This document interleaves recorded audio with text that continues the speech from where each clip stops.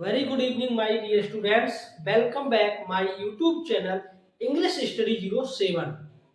जीवन में रुकना मत, जीवन में रुकना मत, क्योंकि समय कभी नहीं रुकता। जीवन में रुकना मत, क्योंकि समय कभी नहीं रुकता। अपनी गति से अपनी राह पर चलते रहो, अपनी गति से अपनी राह पर चलते रहो, सफलता तुम्हें रास्ते में ही मिल जाएगी। इसलिए आप जो भी कार्य करने जा रहे हैं उस कार्य को करने के लिए आप रुके न। अगर आप रुकते हैं तो सफलता नहीं मिलेगी, यानी रुकने से सफलता नहीं मिलती है। इसलिए जीवन में कभी भी रुकना मत, क्योंकि सफलता आपको कहीं ना कहीं अवश्य ही मिल जाएगी। अगर आप रुक गए तो सफलता नहीं मिलेगी। अगर आप अपने कार्य को कैरी ऑन रखते हैं तो सफलता अवश्य ही मिलेगी। ठीक है, आज जो टॉपिक है सिंटैक्स में रूल्स ऑफ एडजेक्टिव। पहला था रूल्स ऑफ नाउन, दूसरा था रूल्स ऑफ प्रोनाउन। आज का जो टॉपिक है रूल्स ऑफ एडजेक्टिव। ठीक है बेटा, रूल्स ऑफ एडजेक्टिव में क्या है? एडजेक्टिव प्राय उस नाउन से पहले आता है जिसकी यह विशेषता बताता है। जिसकी यह विशेषता बताता है एडजेक्टिव उसी नाउन से पहले आएगा। अगर नाउन से पहले ना आकर नाउन के बाद आता है या कहीं और जगह आता है, उस समय हमारा जो सिंटैक्स के अकॉर्डिंग जो सेंटेंस होगा वो गलत हो जाएगा। फॉर एग्जांपल देखते हैं,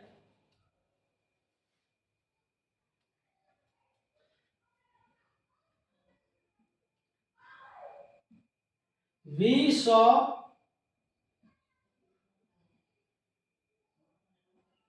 a snake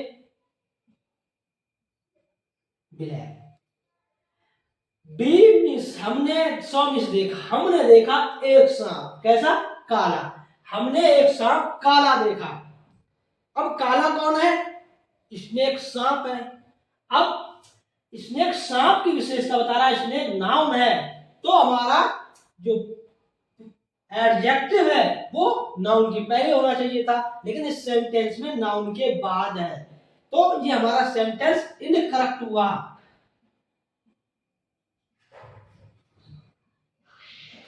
कैसा हुआ? इनकरेक्ट हुआ। करेक्ट क्या होगा? एडजेक्टिव प्राय उस नाउन से पहले आता है जिसकी यह विशेषता बताता है। अब ये काला है, ब्लैक। क्या है? ब्लैक। ये एडजेक्टिव है और विशेषता किसकी बता रहा है? स्नेक सांप की, ना कि हमें। विशेषता किसकी बता रहा है? स्नेक की। ठीक है, तो क्या होगा? We saw a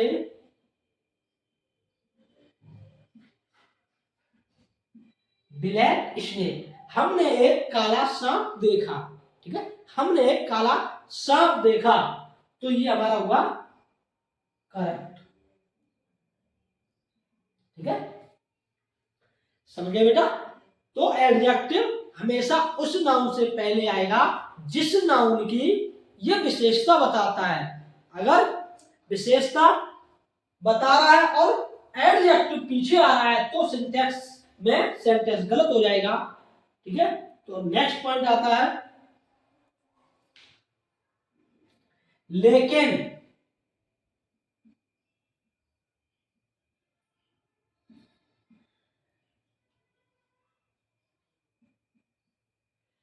लेकिन प्रेडिकेटिव में यह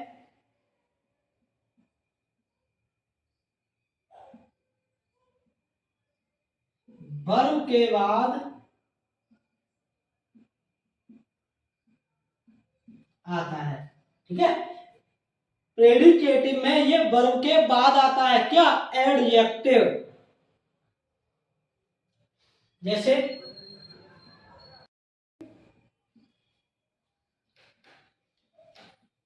that girl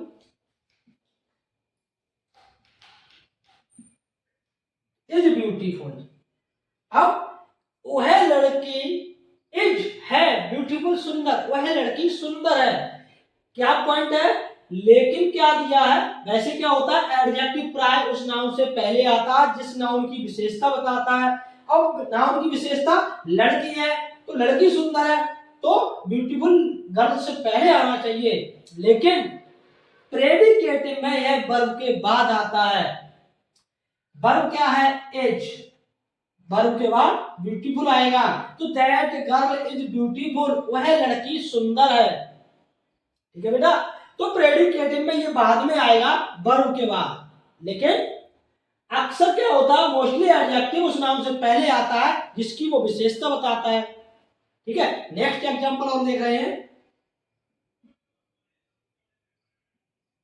the crow was thirsty. The crow was thirsty, कौवा प्यासा था। प्यासा कौन था? कौवा। तो विशेषता किसकी बताई जा रही है? कौवे की, कि कौवा कैसा था? प्यासा था। ठीक है, तो अब ये प्रेडिकेटिव में होगा तो ये वर्ब के बाद ही प्रयुक्त होगा। ठीक है, तो अब नेक्स्ट पॉइंट पर आते हैं।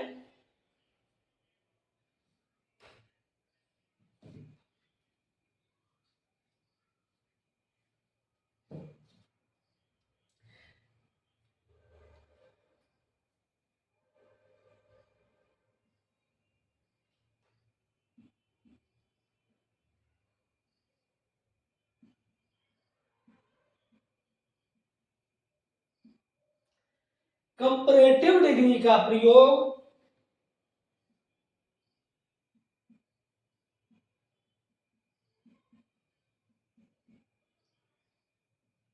दो व्यक्तियों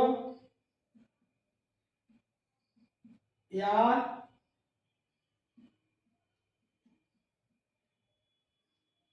दो वस्तुओं। कंपैरेटिव डिग्री का प्रयोग दो व्यक्तियों या वस्तुओं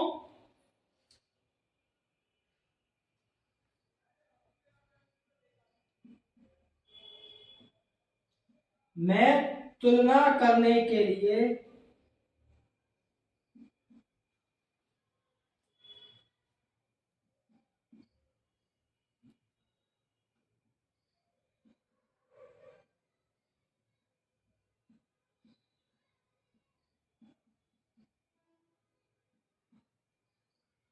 ठीक है, कंपैरेटिव डिग्री का प्रयोग दो व्यक्ति हों या दो वस्तु हों, उनमें तुलना करने के लिए किया जाता है। ठीक है, दो से अधिक होने पर कंपैरेटिव डिग्री का प्रयोग नहीं होगा, केवल दो व्यक्ति या दो वस्तु होंगे, उसी कंडीशन में कंपैरेटिव डिग्री का प्रयोग बेटा करेंगे। For example,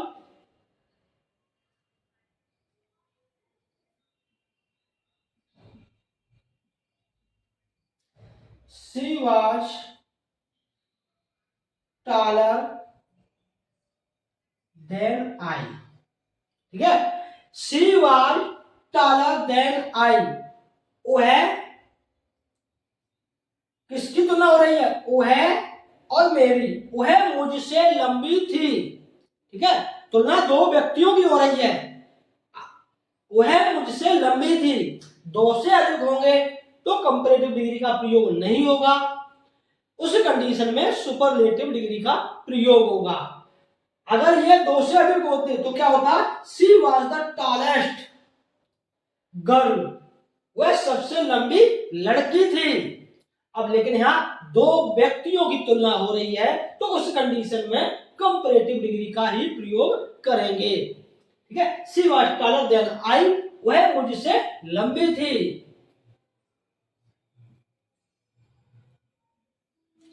next example, Mohan is visor then Sita. Mohan is visor then Sita. अब मोहन और सीता की बेटा तुलना, कंपैरिजन हो रही है, तो दो व्यक्ति हैं। ठीक है, दो व्यक्ति हैं तो तुलना होगी, उस कंडीशन में कंपैरेटिव डिग्री का प्रयोग करेंगे। कंपैरेटिव डिग्री के अंत में ई आर जोड़ने से, यानी जो पॉजिटिव डिग्री होती है उसके अंत में ई आर जोड़ देंगे तो कंपैरेटिव डिग्री बन जाती है। ई एस टी को जोड़ेंगे तो सुपरलेटिव डिग्री बेटा बनती है। तो बाय जो होता है पॉजिटिव वाइजर, तो Mohan is visor then Sita. Mohan Sita, जो सीता है उसकी अपेक्षा ज्यादा होशियार है। किससे? Mohan is visor then Sita, Mohan Sita से ज्यादा होशियार है। ठीक है, तो बेटा दो व्यक्ति या वस्तुओं के बीच में तुलना होने पर कंपैरेटिव डिग्री का प्रयोग करते हैं।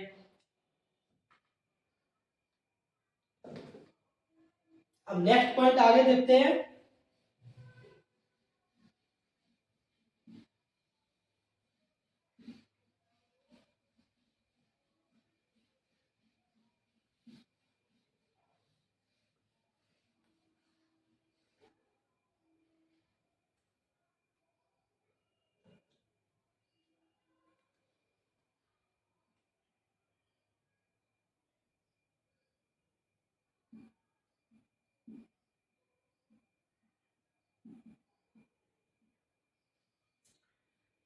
जूनियर सीनियर,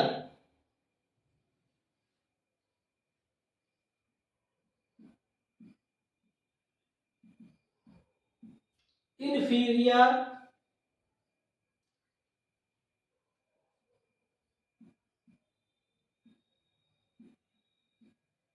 सुपीरियर, प्रायर,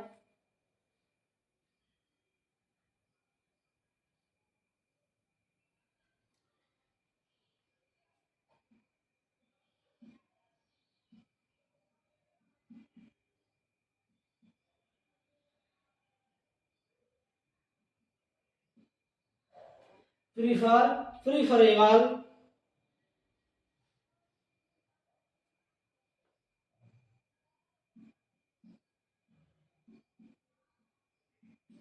का प्रयोग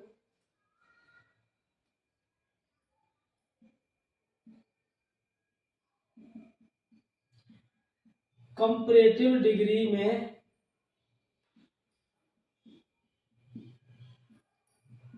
होता है।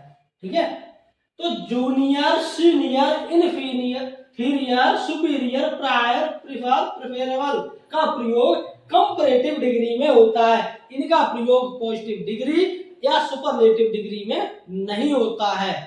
ये याद रखने वाली बात है, ये जो शब्द दिए वर्ड दिए हैं ये हमेशा कंपैरेटिव डिग्री में ही बेटा प्रयोग होंगे। और एग्जाम में अक्सर ये पूछे जाते हैं, कंपैरेटिव डिग्री में देते हैं और उसके बाद देन का प्रयोग कर देते हैं। किसका प्रयोग आता है? देन का। और आप लोगों की कंपैरेटिव डिग्री होती है उसको पहचान नहीं पाते हो आप, या तो उसको पॉजिटिव समझ लेते हो, अगर कंपैरेटिव समझते हो तो देन को देन रहने देते हैं। उस कंडीशन पर ये हमारा आंसर जो होता है वो गलत हो जाता है। इनके बाद हमेशा टू का बेटा प्रयोग करते हैं, देन का नहीं करेंगे। किसका प्रयोग करेंगे? टू, टीओ का प्रयोग करेंगे, देन का नहीं करेंगे।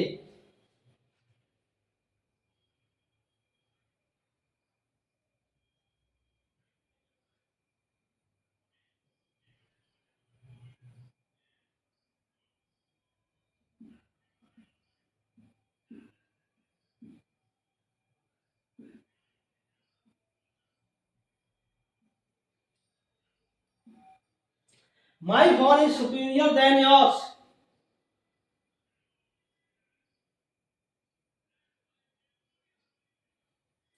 अब बेटा ये सेंटेंस हमारा कैसा है? आप लोगों को पॉइंट ऑफ व्यू है उसके दृष्टिकोण के अनुसार क्या है? My phone is superior than yours. मेरा फोन, योर्स आपका जो फोन है, योर्स इसलिए आया है, ये पॉजेसिव प्रोनाउन है कि आपका फोन, तुलना फोन की हो रही है। मेरा फोन आपके फोन से अच्छा है, सुपीरियर है, तो कंपैरेटिव डिग्री हुई दो वस्तुओं के बीच, मेरे फोन और आपके फोन के बीच में, तो दो व्यक्तियों के बीच तुलना हुई तो कंपैरेटिव डिग्री में सुपीरियर का प्रयोग हुआ। अब इसमें कहीं कोई गलती नजर नहीं आ रही है, ठीक है, लेकिन इसमें गलती है, ये हमारा वाक्य इनकरेक्ट है। अब कहां इनकरेक्ट हुआ है इसको देखते हैं। माई फोन, मेरा phone is superior than yours, मेरा फोन आपके फोन से अच्छा है। कोई गलती है? बताइए आप लोग कमेंट करके, कोई गलती है? कोई गलती नजर नहीं आ रही है, ठीक है, इसमें गलती है।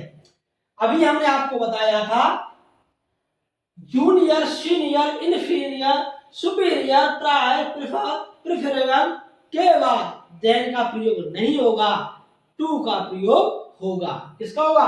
टू का।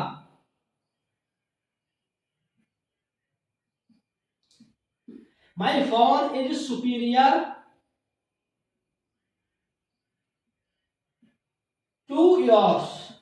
मेरा फोन आपके फोन से अच्छा है। ये बेटा करेक्ट हुआ, ठीक है, ये बेटा करेक्ट हुआ।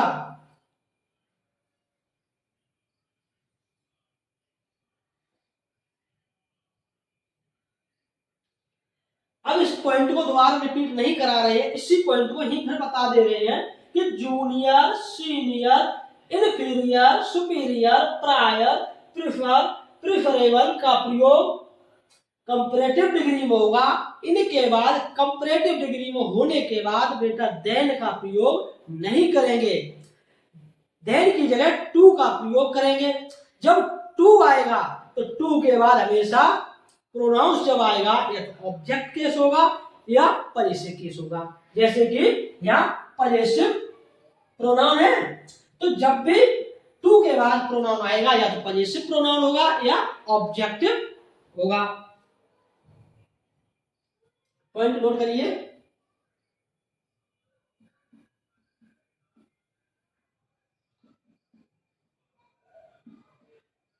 टू के बाद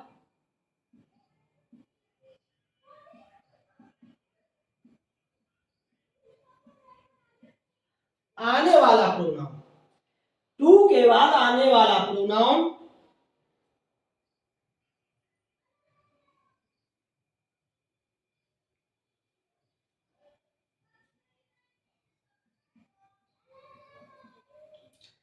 हमेशा ऑब्जेक्टिव केस या पजेसिव केस में होगा, ठीक है। अगर ये नहीं और आता है तो वहां पर सेंटेंस गलत होगा। रूल्स के अकॉर्डिंग क्या है? टू के बाद आने वाला प्रोनाउंस, अगर यहाँ my phone is superior to, अगर यहाँ पजेसिव प्रोनाउन नहीं होता तो बेटा ये गलत होता, तो हमें पजेसिव प्रोनाउन लगाना होता, ठीक है। तो हमेशा ऑब्जेक्टिव केस होगा या पजेसिव केस होगा। फॉर एग्जांपल देखते हैं।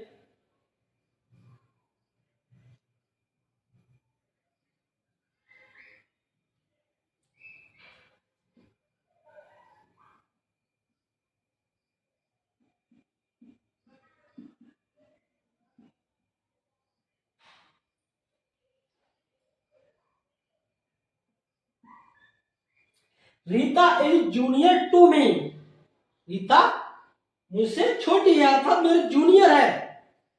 अब देखिए टू के बाद क्या आ रहा है, ये क्या है? टू के बाद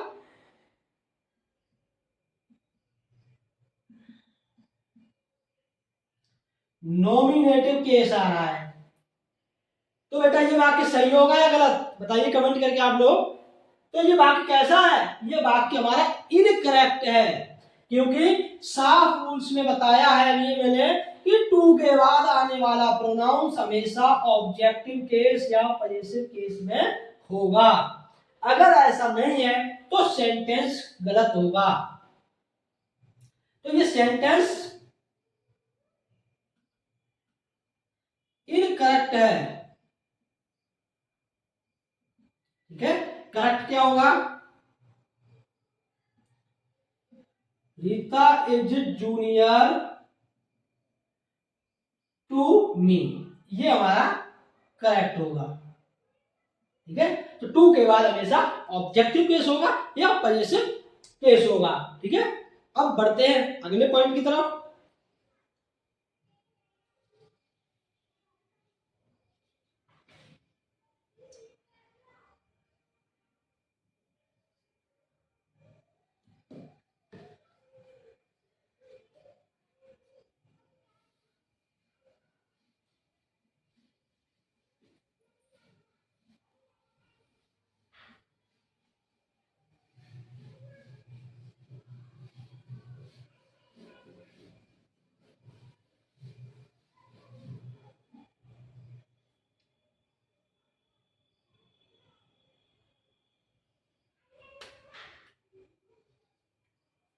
अब नेक्स्ट पॉइंट है बेटा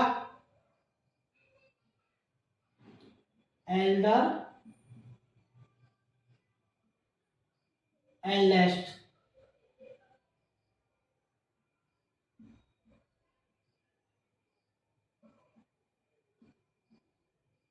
ओल्डर ओल्डेस्ट, ठीक है। Elder eldest older and oldest.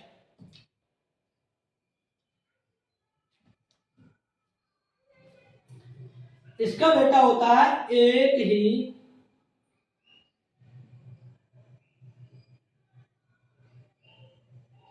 परिवार के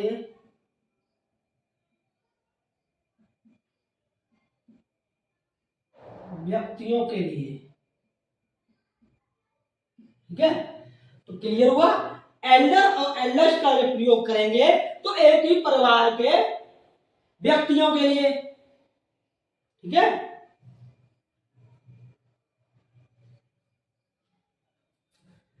इसका प्रयोग होगा वस्तुओं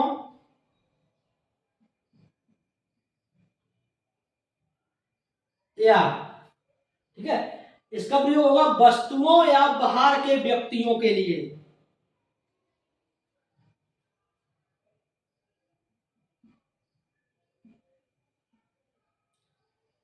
परिवार के बाहर के व्यक्तियों के लिए,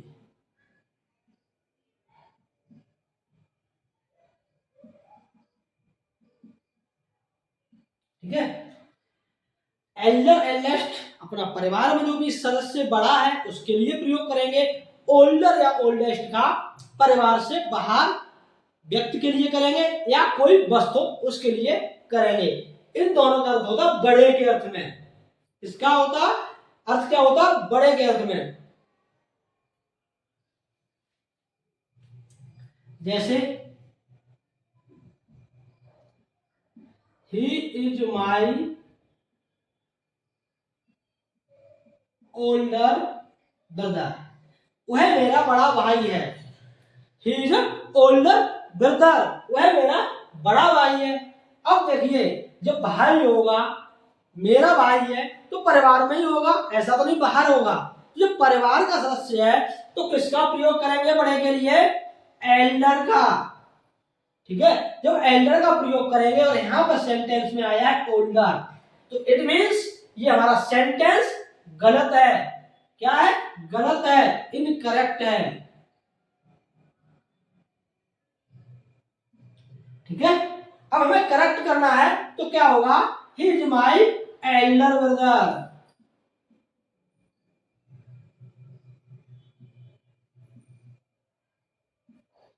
ये हमारा करेक्ट हुआ।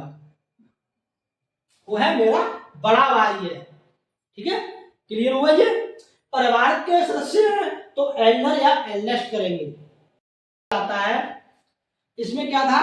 एल्डर परिवार का सदस्य होगा, परिवार के व्यक्ति होंगे तो एल्डर या एल्डेस्ट का प्रयोग करेंगे। परिवार से बाहर व्यक्ति या वस्तु है तो ओल्डर या ओल्डेस्ट का प्रयोग करेंगे। जैसे he is eldest man in my village, वह मेरे गांव में सबसे बड़ा आदमी है।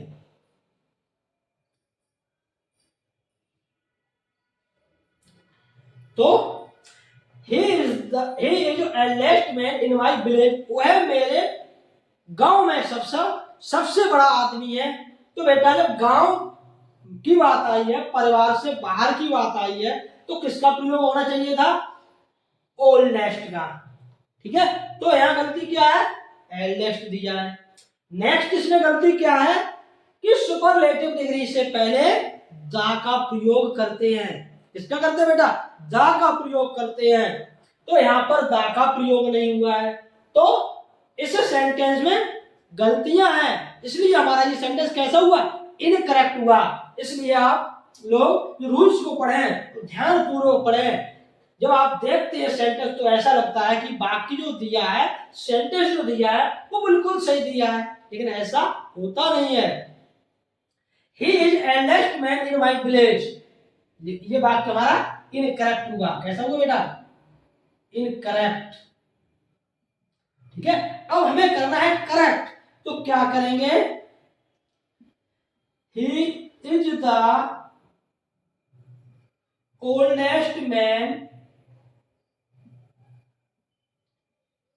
इन my village.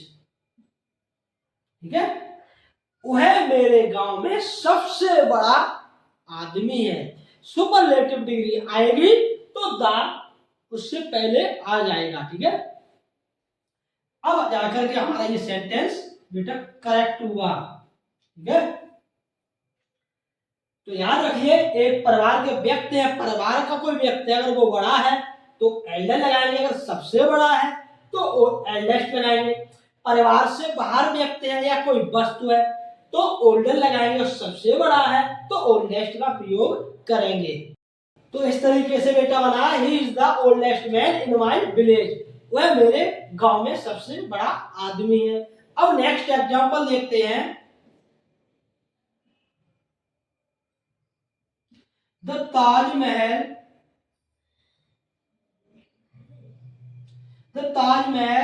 Is eldest building The Taj Mahal is eldest building at Agra.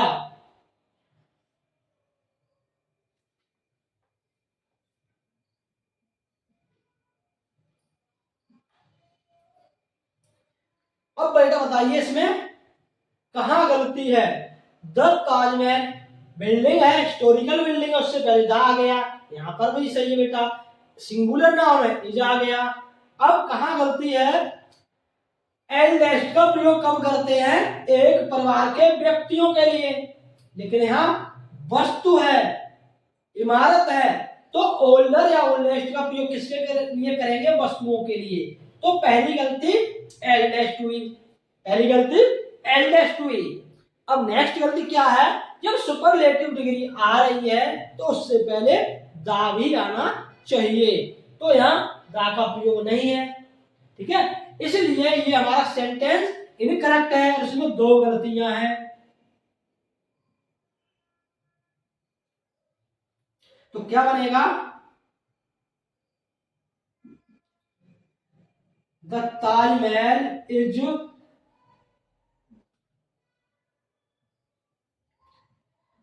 The oldest building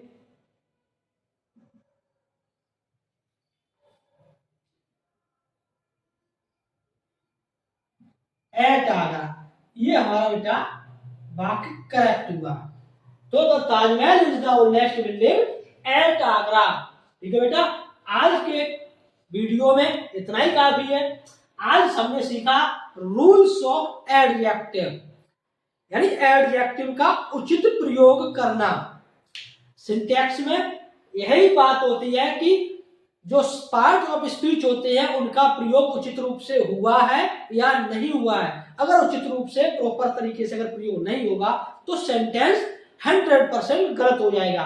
तो इसी क्रम में पहले सीखा था रूल्स ऑफ नाउन, नेक्स्ट था रूल्स ऑफ प्रोनाउन, आज की क्लास में था रूल्स ऑफ एडजेक्टिव कि इनका उचित प्रयोग कैसे किया जाए। ठीक है बेटा, आज की वीडियो में इतना ही काफी है। मिलते हैं अगले वीडियो में।